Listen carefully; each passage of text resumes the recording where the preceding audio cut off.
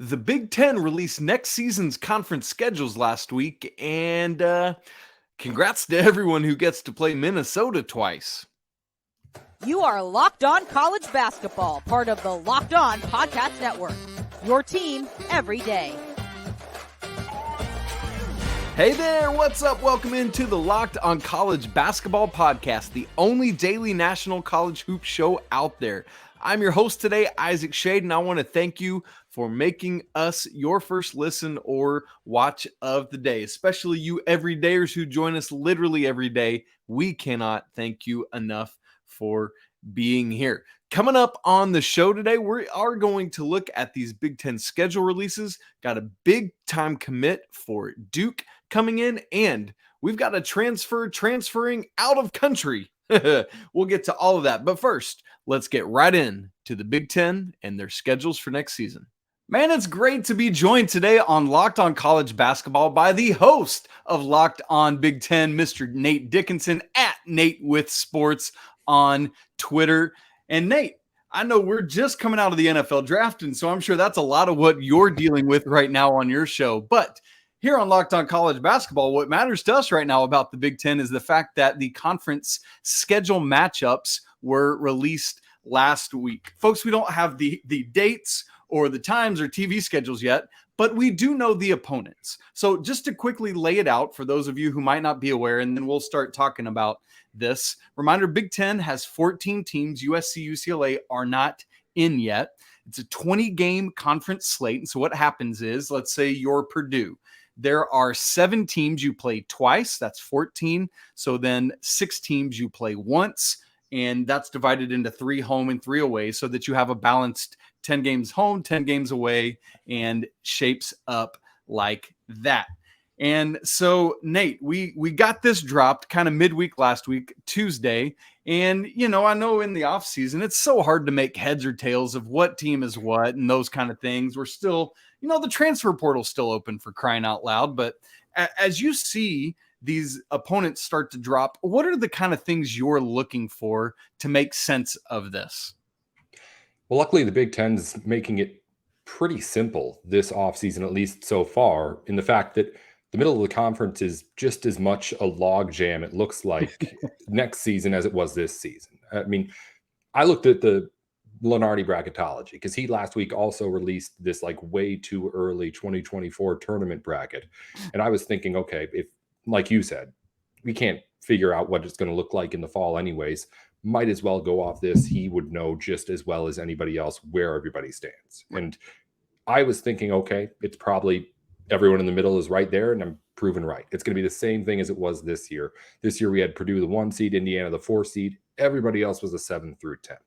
When I looked at the Lunardi bracketology here, you've got Michigan State as a projected 1 seed, Purdue as a projected 3 seed, and then just about everybody else is right there in that middle of the pack again. If you look at the little bracket he puts up for the bubble with the last 4 buys and the next 4 out and stuff, out of those 16 teams listed right now, 6 of them are Big Ten teams. Jeez. So it's definitely really, really tight right there in the middle. And I think it's representative of the fact that we don't know still exactly how much is going to change between now and the start of the season. But also, I think more so it's telling that this next season for the Big Ten is going to be a lot like what we saw this season in the Big Ten, with a whole lot of teams right there in the middle just kind of beating each other up all season. How that makes that easier for us right now is that there's really only a couple of teams at the top and the bottom for us to try and differentiate and really say there's an advantage or disadvantage from. So when I'm looking at this, I'm thinking, okay, who has to play Purdue and Michigan State the most? And then if you're looking for good luck, who has to play Minnesota the most? Because who gets to play Minnesota exactly. the most? Exactly. Because again, Minnesota is a struggling team. Ben Johnson's having a hard time getting a real foothold on things there in Minneapolis. But that team really is the only team that you could say definitively is one that you should beat just about every time. Even Minnesota picked up a couple of Big Ten wins. That's right. And that team, as bad as it's looking again next season, no discredit to Coach Johnson. I think he's done a pretty good job given the hand he was dealt when Richard Pitino left. But that's the one team right now where you're looking at it like, okay, that should be the easy win. We thought Nebraska was going to be in that field this year too, but they end up 9-11 in the Big Ten. And we'll talk about them when we talk about their strength of schedule here in this conference too. But that is the one team that you want to play twice, is Minnesota, and Michigan State and Purdue are the two teams you don't want to play twice. Everybody else is kind of just right there in the middle with each other.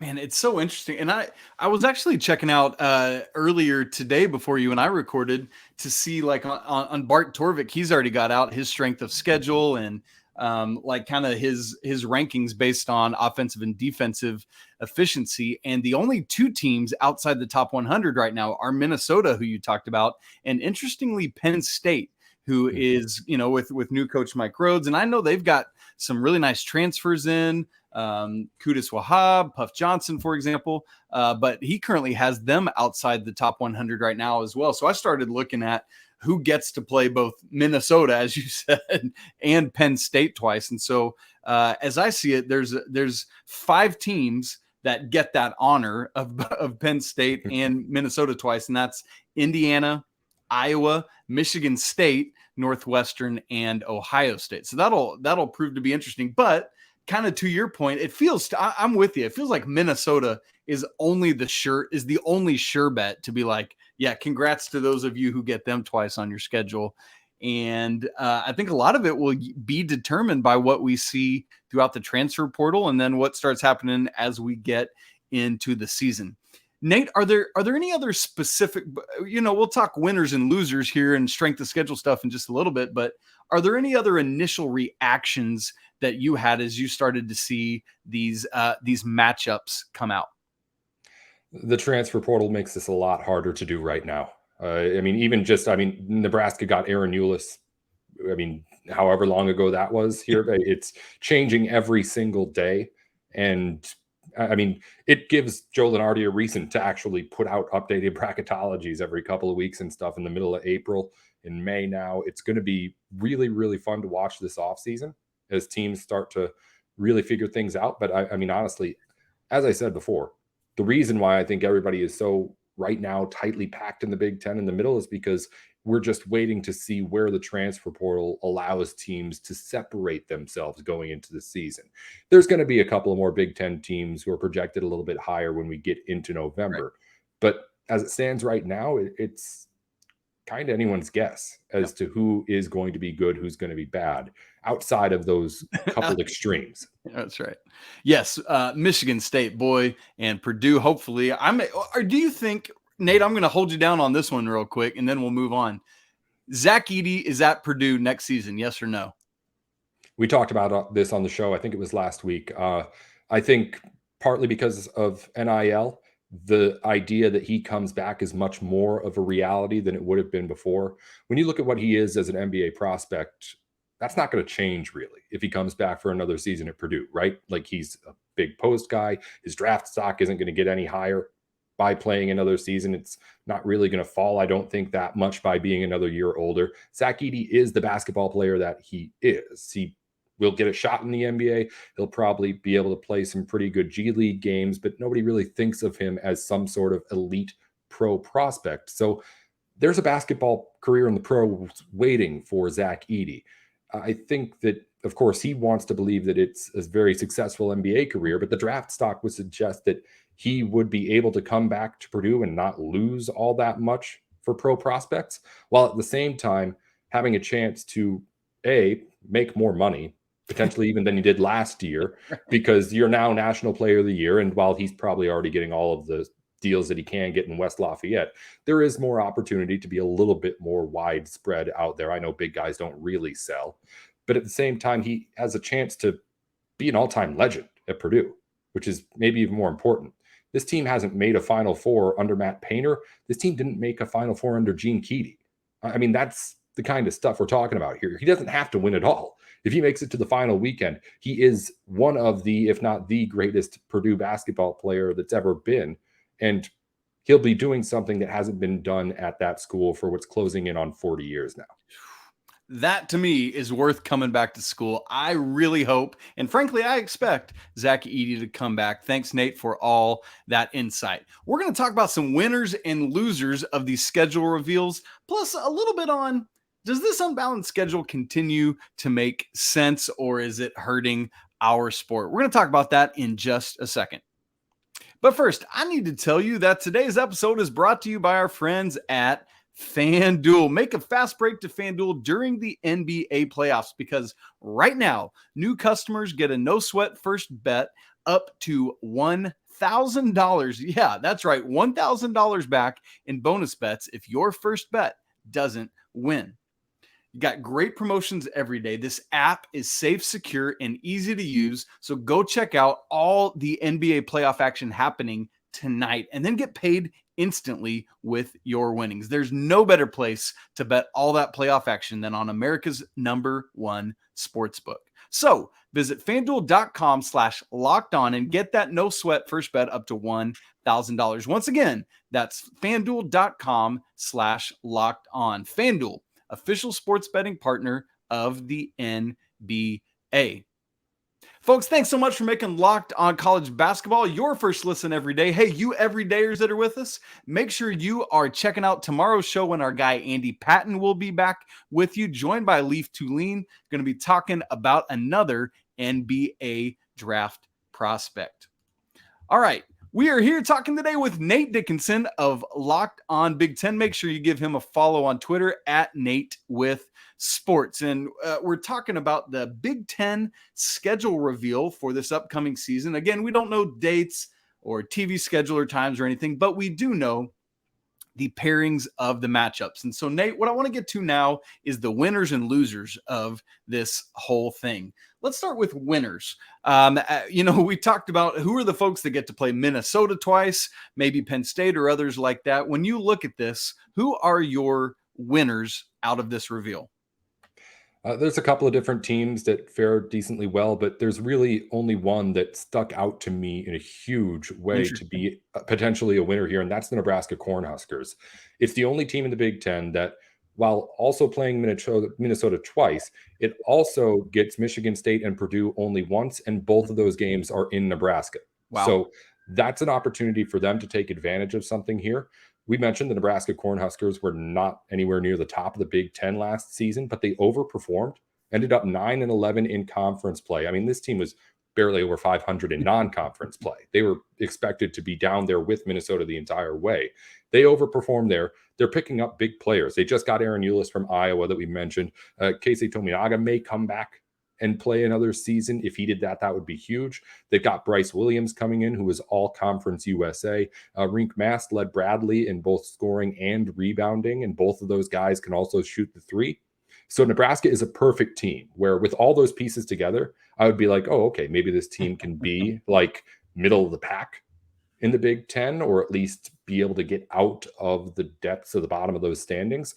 But now when you combine that with the fact that they've got easily the easiest schedule in the Big Ten, if you ask me, in the conference, I think you can combine those things and make a team that is like the ideal candidate for this case, that a team can really have a big advantage over another just based on this schedule. Because let's be honest, even with the unbalance, it's a few games. It's 3-4 games when you're talking about how much you're actually differing from every other team in the Big Ten.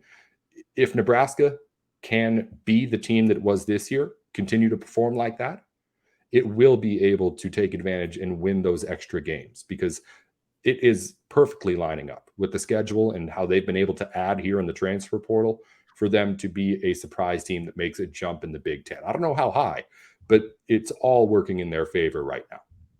Man, Cornhuskers, you love to see it. We'll keep our eyes on Fred Hoiberg's team, see how they're getting ready. Nate, what about the flip side of that coin? I love you pointing out what Nebraska has available to them on paper to be able to make a little bit of a leap in the Big Ten. Who's potentially a loser out of this schedule drop? I've got three names: Illinois, Michigan, Wisconsin. They're the only three teams that are playing both Michigan State and Purdue twice. Northwestern's on that list too, but Northwestern also gets to play Minnesota twice.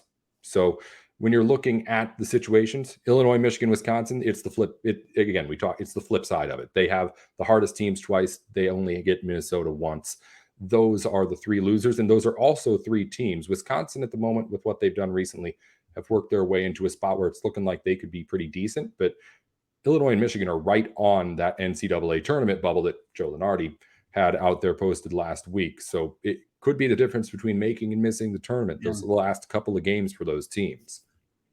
And it's interesting because they've got, like it's that weird thing of like you got more opportunities, but boy, those opportunities are intimidating, and there's obviously the possibility to mess it up. And as you've said, those are, I'm right with you, Nate, that those to me are the two clear-cut favorites, Michigan State and Purdue, in the conference heading into next season. So tough scheduling for those teams. Speaking of Northwestern, congrats to Coach Chris Collins, who got a contract extension signed. I believe that happened on Monday up through the 27-28 season. So way to go, Coach. And man, Northwestern making the tournament for the second time ever in school history. Nate, we look at this and we've got all these massive conferences right now. As recently as this year, the Big 12, which had 10 teams, was playing a true round robin, 18 games home and away. Obviously, that might be different this year because they bring in all these AAC schools. We know that the Big 10 is getting ready to bring in USC and UCLA pretty soon here. But as of right now, we've got 14 teams and it's an unbalanced schedule. Is this a fair way to be able to determine a regular season champion based on, like the ways we're looking at winners and losers is you have to play the best teams twice. You don't. You get to play the worst teams twice. You don't. And that's kind of how we think it's going to play out. Is this an accurate way for us to be determining regular season champions? It's probably not the most accurate. When we are doing this thing, when we're talking about all the numbers and the advanced metrics, there's probably some other way to make it work where things are done more efficiently like that. I think if you ask people like us who do this thing, maybe they'd want that. I think if you ask the coaches and the players who are on those teams, I feel like the old-fashioned basketball fan in me wants wins and losses to still matter a whole lot. So yeah, it's a flawed system. And with the Big Ten, it's just a case where you can't play everyone once, you can't play everyone twice. Maybe the conference gets big enough where there is a point where you can just do a single round robin with everybody, and that would be pretty fun, honestly, I think. But it's a situation where probably not the best way to do things. But in the age of all these advanced metrics and new numbers and things, I'm perfectly fine with letting wins and losses have some power still here. Interesting. I mean, you just said it. Do you, pretty soon here we're going to be at 16. How quickly, if ever, do you think the Big Ten gets 4 more teams and could get to that sort of true round robin in terms of one game against every team? If you get them home this year, you're at their place next year. Is that a pretty reality that we might be looking at in the near future?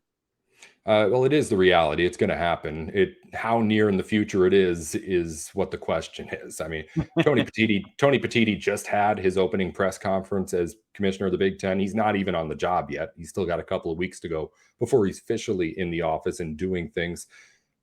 It was one of the things that was frustrating with when Kevin Warren was here, is that we were getting mixed messages from the Big Ten about what this conference wanted to do. One week, Kevin Warren was saying, we're all for looking into more expansion. The next week, front people at schools and chancellors and presidents are saying, well, that's not exactly what we were saying. We might want to just be a little bit more cautious with things. And there wasn't a unified message. That was my biggest thing when Petitti's taking over. You need to be able to have him be that unified message of the Big Ten. The way I put it is like, they may not be telling you the truth, but at the very least, now we know what the Big Ten wants us to hear through the mouth of Tony Petitti. So he will hopefully be that. He will hopefully be able to corral all these all these schools together and be able to, I'm in pro sports, be able to get these schools together and agree on something. But it's a weird dynamic right now because there's very clearly schools who want more expansion and there's very clearly schools who want to hold off for a little bit more on this.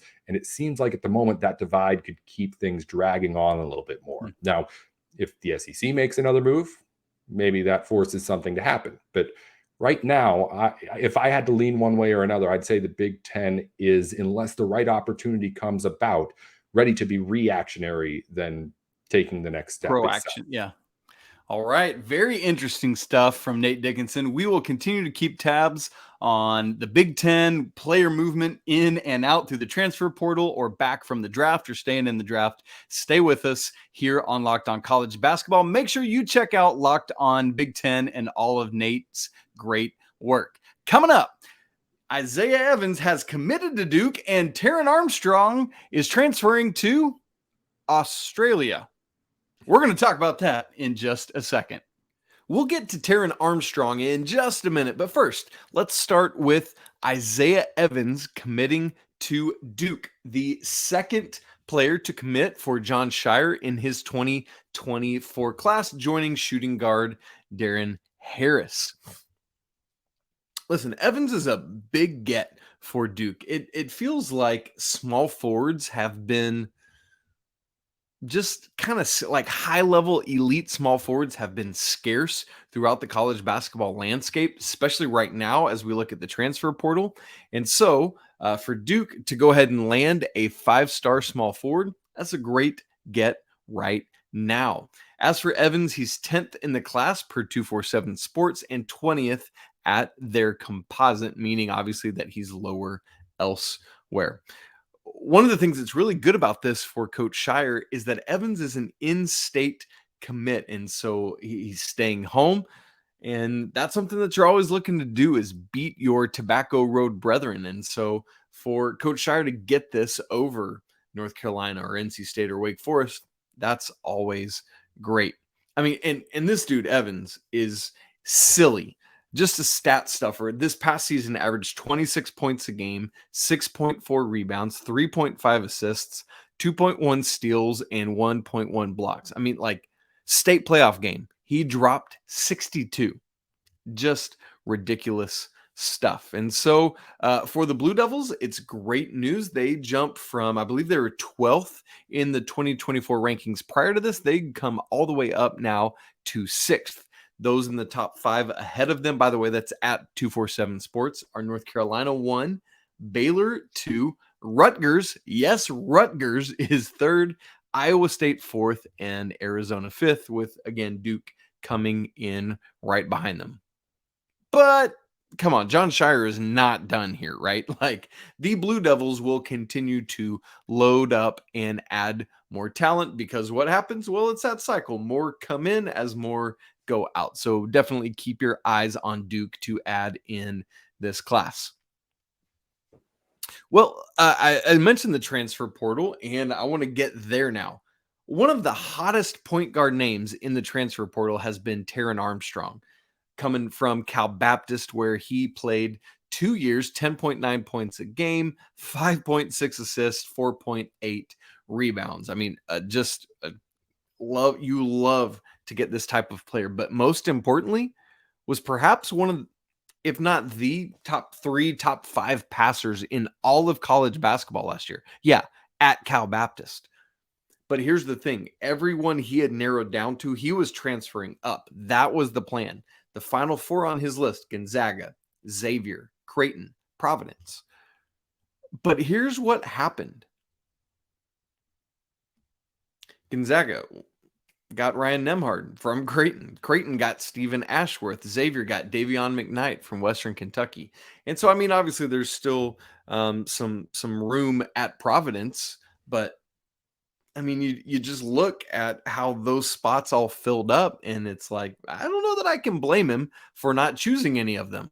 You know what he chose? Not America. My man is going to Australia to play in the NBL for the Taipans. What? Yeah, here's why. You might already know this, but perhaps you don't. Taran Armstrong is Australian. He's from Tasmania. And so it makes a lot of sense. If there's not something for me to do here, not a high-level elite school that I want to play for and run the show for, let's go home, start my professional career, and get it going. And so while I was really excited to see Armstrong play at one of these schools, I mean, honestly, here's how I thought this was going to play out. I thought Ryan Nembhard was going to go to Arizona and that Taran Armstrong was going to wind up at Gonzaga. It didn't happen. He's going to Arizona. To Australia. Was really, really curious to see how his passing would level up to the high major level, playing either in the Big East, if it had been Xavier, Creighton, or Providence, or obviously at Gonzaga, would have not been considered a high major conference in the WCC, but obviously Gonzaga is a different breed. I'm fully of the mind that all of that passing would have translated, but it just didn't. Or I mean, it would have, but he chose not to go to any of those, and nowhere else as well. So heading to Australia, a turn I did not see coming. Well, friends, that's it for today's episode of Locked on College Basketball. Thank you so much for making us your first listen or watch of the day, especially you everydayers who are with us. Coming up on tomorrow's show, once again, Andy Patton will be with you along with Leaf Tulane to look at a NBA draftee early entry and unpack that draft profile. Please, if you would, go give us a 5-star review on Apple Music. Please make sure to subscribe to the show, smash the like button, leave comments on your thoughts on the Big Ten schedules or either of these commitments. As always, apologies to the lawyer family. Go Wildcats, and until tomorrow, peace.